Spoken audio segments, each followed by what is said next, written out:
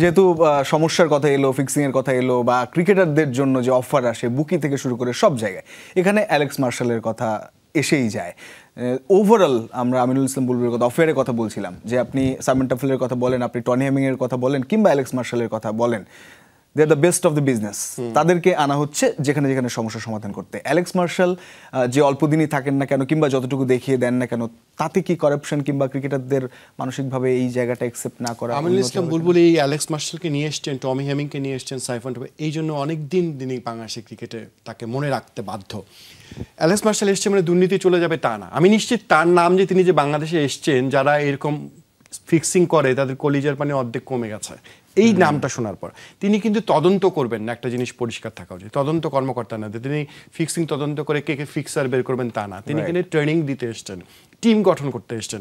দেখেন একে কাজ সাইমন টফেল করবেন, একে কাজ টমি হেমিংও করবেন, তার কিউরেটর তৈরি করবেন। ইনিও এই কাজটা করবেন, ট্রেনিং দিবেন কিভাবে করতে হয়, ক্রিকেটারদেরকে শেখাবেন কিভাবে দূরে থাকতে হয় এই কাজটা থেকে।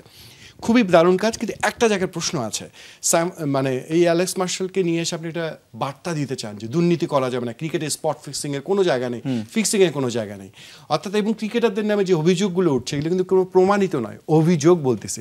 এমন অবস্থায় আপনি যে বিপিএল গভর্নিং কাউন্সিলের চেয়ারম্যান নামে নিয়ে তো অনেকগুলো অভিযোগ আছে, তার নামে তো দুর্নীতির অনেকগুলো কেসের কথা বলা হচ্ছে। বিপিএল এর গভর্নিং কাউন্সিলের চেয়ারম্যান অর্থাৎ আপনার প্রধানের নামে অনেকগুলো অভিযোগ আছে, আমি বলছি না প্রমাণ হয়েছে।